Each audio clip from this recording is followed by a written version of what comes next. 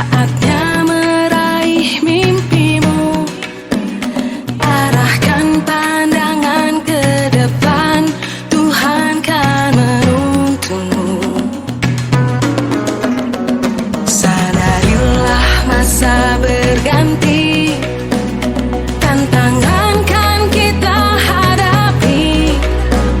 Bergandeng tangan untuk negeri, era kita menanti berseri.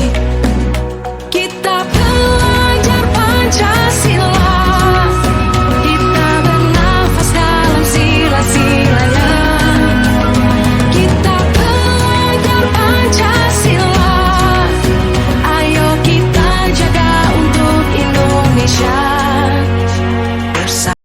Oke, terima kasih. Ya, jadi kita kembali ke kasus yang kedua. Tadi tentang rendahnya minat belajar siswa.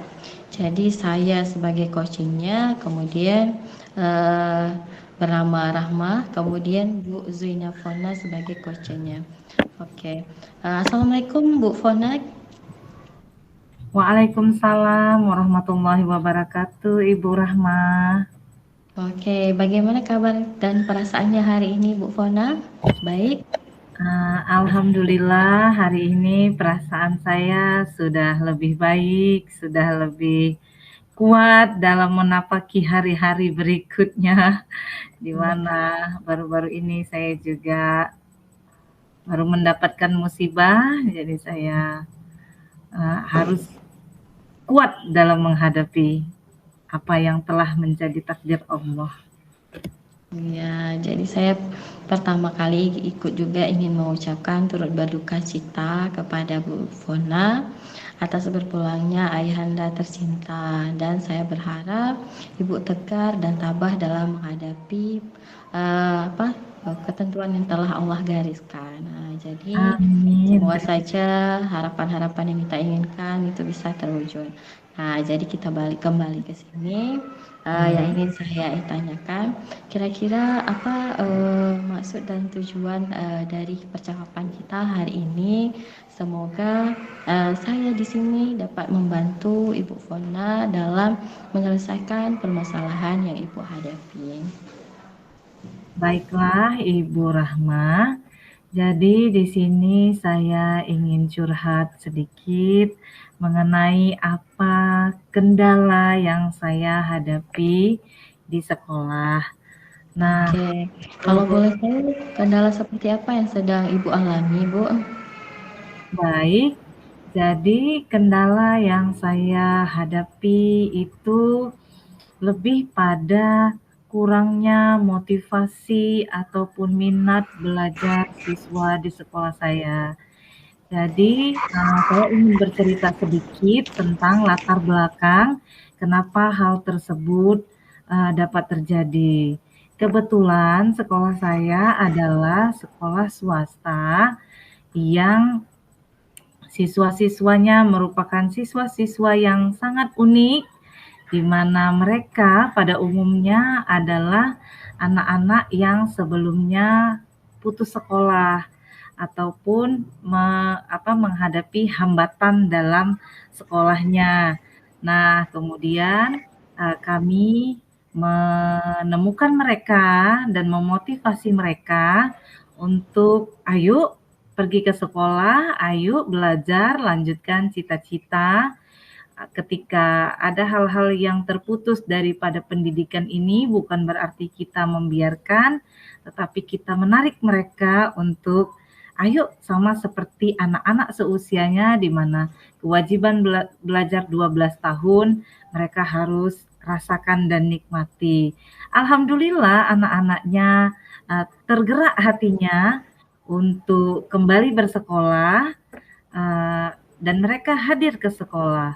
Yang menjadi kendala adalah anak-anak ini ke sekolahnya itu datang, tapi mereka belum termotivasi untuk belajar gitu. Jadi mereka itu pada umumnya belum tahu pentingnya pendidikan, pentingnya ilmu itu akan diterapkan dalam kehidupan mereka setelah mereka menyelesaikan program pendidikan 12 tahunnya itu. Nah, jadi itulah yang menjadi kendala selama ini, di mana kami guru-guru terus memotivasi anak, memotivasi untuk semangat dalam menuntut ilmu. Oke, jadi berdasarkan latar belakang yang sudah Ibu lihat, kemudian hal-hal yang sudah Ibu lakukan, kira-kira dari hal-hal yang seperti sudah Ibu lakukan untuk mengajak siswa yang putus sekolah, kemudian kira-kira di bagian mana yang menyebabkan Ibu merasakan hal ini menyebabkan kendala bagi Ibu dan kendala yang dialami oleh siswa yang putus sekolah tadi yang mengakibatkan mereka minat belajarnya itu menjadi rendah. Kira-kira seperti itu, Bu. Oke. Jadi siswa-siswanya itu kan banyak dari latar belakang di mana keluarganya kurang memperhatikan anaknya. Jadi orang tua yang kurang memperhatikan anaknya, sehingga anaknya hanya diserahkan ke sekolah. Apakah anak itu sampai atau tidak, mereka tidak bertanya. Kemudian apakah anak itu di sekolahnya menyenangkan atau tidak, mereka juga tidak bertanya, sehingga hal-hal tersebut dari pihak sekolah kurang terbantukan. Nah, seperti guru-guru dan wali kelas, semua mereka guru-guru dan wali kelas itu berusaha untuk menghubungi orang tua, di mana mengharapkan dukungan dari orang tua yang berada di rumah terhadap anak-anaknya, bila mana anak-anak tersebut ada yang tidak sampai ataupun memiliki hambatan-hambatan di sekolah. Jadi orang tua pun sulit untuk diajak berkomunikasi dan mendukung program-program sekolah. Itu yang merupakan salah satu kendala besar untuk mencari solusi permasalahan yang ada. Oke, jadi kalau berdasarkan kendala yang sudah Ibu paparkan adalah kurangnya komunikasi antara bukan sebenarnya kurang dari pihak sekolah, tetapi dari pihak wali murid sebagai pendukungnya. Nah, kalau misalkan memang kita kategorikan kurangnya komunikasi, kira-kira langkah apa yang akan Ibu lakukan untuk tahap selanjutnya? Apakah misalkan mengadakan perkumpulan orang tua seperti seminar parenting atau seperti apa kira-kira yang akan Ibu tempuh agar komunikasi itu bisa terjalan secara dua arah, tidak hanya kita dari pihak sekolah saja yang berupaya, kira-kira seperti itu, Bu. Oke, baik. Yang ada di dalam gambaran saya, yang akan saya lakukan adalah saya ingin mendatangi anak-anak dan siswa yang minat belajarnya ini kurang. Jadi karena saya tahu bahwasanya banyak dari orang tua yang kurang berpartisipasi atau mendukung program sekolah, jadi saya akan mengambil langkah, saya yang akan datang ke rumah daripada siswa tersebut dan berdiskusi, berdialog mengenai apa-apa yang dihadapi oleh peserta didik, sehingga orang tua pun akan teredukasi, akan diberi pemahaman tentang bagaimana kita dalam menuntun anak-anak kita untuk ke arah yang lebih baik lagi. Jadi Oke. saya ambil adalah mendatangi rumah siswa yang membutuhkan perhatian. Oke, buat. Jadi Ibu sudah mengupayakan melakukan kegiatan langsung door to door dengan orang tua ataupun siswa yang bermasalah tersebut. Nah, setelah Ibu lakukan kegiatan ini, adakah perubahan yang terjadi? Apakah misalkan orang tua tersebut bersedia menemui Ibu, kemudian bagaimana tanggapan dari orang tua tersebut? Nah, setelah ada beberapa siswa yang saya datangi ke rumahnya dan berdiskusi dengan orang tuanya, sebahagian daripada orang tua terkejut dengan keadaan di mana ada siswanya, ada anaknya yang tidak termotivasi belajar.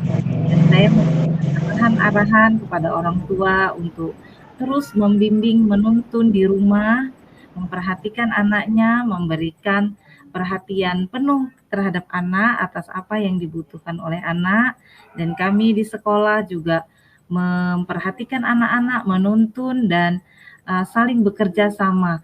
Setelah saya melakukan hal tersebut, banyak sekali perubahan daripada anak peserta didik tersebut. Jadi anak-anak itu jadi karena sudah terpantau, sudah diperhatikan, anak-anak tersebut menjadi lebih bersemangat untuk hadir ke sekolah, menjadi lebih berisi dan bermakna ketika mereka berada di sekolah. Jadi hal Oke. tersebutlah yang dapat saya ambil dari beberapa siswa yang telah saya lakukan uh, langsung datang ke rumah masing-masing. Oke, jadi langkah yang sangat tepat, kemudian sungguh menginspirasi yang telah Ibu Fonda lakukan. Nah, yang ingin selanjutnya saya tanyakan, dari skala 1 sampai dengan 10, sebelum Ibu melakukan kegiatan door to door itu, kira-kira berapa angkanya? Kemudian setelah Ibu lakukan kegiatan door to door tadi, skalanya itu berubah atau terus meningkat? Kira-kira seperti itu, Bu. Oke, dari apa yang telah saya jalankan, skala motivasi belajar siswa yang dikategorikan rendah tadi itu berada di level 5. Nah, karena adanya langkah-langkah yang kami ambil, yang saya antisipasi, alhamdulillah sejauh yang sudah saya jalani sudah ke skala 8 dan saya berharap ke depannya saya mampu mengembangkan kembali dan semakin menguatkan kembali apa yang menjadi harapan itu ada di level 10 ataupun 9. Oke, jadi kita harapkan dengan adanya kegiatan ataupun niat dari Bu Fonda yang telah diaplikasikan, skala itu dapat diwujudkan. Nah, kemudian sebelum misalkan tadi Ibu lakukan hal tersebut dengan mengunjungi orang tua secara langsung, pernahkah Ibu melakukan diskusi misalkan dengan guru senior atau dengan pihak konselor sekolah, misalkan orang BK mengenai siswa tersebut? Nah, kalaupun ada misalkan langkah seperti apa yang sudah dilakukan dengan pihak sekolah gitu, Bu? Benar sekali. Jadi ketika kami mendapati kasus-kasus pada siswa, nah kami langsung melakukan rapat.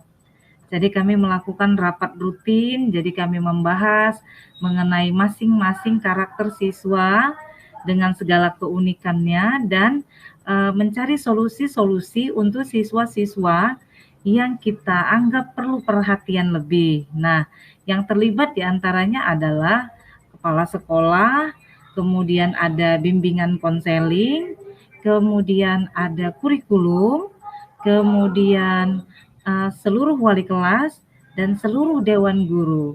Nah, saat kami memiliki sebuah permasalahan terhadap siswa, seperti minat belajar yang kurang dari misalkan nama siswanya itu Raffi, Ya. dia memiliki minat belajar yang sangat lemah, dan kami berkonsultasi apakah minat belajar siswa tersebut hanya pada 1-2 guru atau pada umumnya guru-guru yang masuk ke kelas tersebut.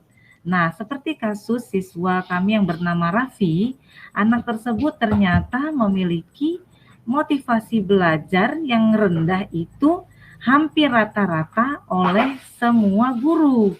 Sehingga Hmm. setelah kami berkolaborasi, kami mencari solusi langkah-langkah apa yang dapat kita lakukan. Kemudian barulah kami berkoordinasi mencari siapakah guru yang dianggap mampu atau mendekati siswa tersebut sehingga siswa tersebut nyaman terhadap guru tersebut untuk dialog berdiskusi untuk menyelesaikan permasalahannya.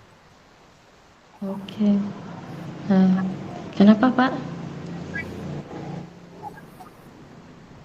Oke, jadi tadi Bu Fona sudah melakukan mulai dari konsultasi dengan kepala sekolah, kemudian dengan guru, kemudian juga dengan pihak konselor, kemudian menanyakan apakah siswa tersebut hanya pada guru itu saja atau hanya pada saya atau hanya beberapa guru saja. Bagaimana di kelompok 1? Sudah selesai? Oke, kemudian Sudah selesai. gambaran seperti Baik, apa yang oke. kira-kira akan Bu Zuina harapkan akan berjalan Ya, tentang minat kita belajar tunggu siswa lain tersebut? masuk. Yang menjadi harapan saya adalah semakin meningkatnya minat belajar siswa dalam setiap pembelajaran dengan harapan ilmu-ilmu yang mereka dapatkan itu dapat mereka terapkan, dapat mereka aplikasikan dalam kehidupan mereka sehari-hari di kemudian hari dengan harapan bermakna apa yang hari ini ilmu mereka dapati. Oke, setelah kira-kira bagaimana perasaan yang Ibu Fona rasakan setelah kita membicarakan permasalahan tentang rendahnya minat belajar mulai dari tadi Ibu sudah melakukan kegiatan door to door sebagai langkah penyelesaiannya, kemudian berkolaborasi dengan pihak sekolah. Ya, silakan.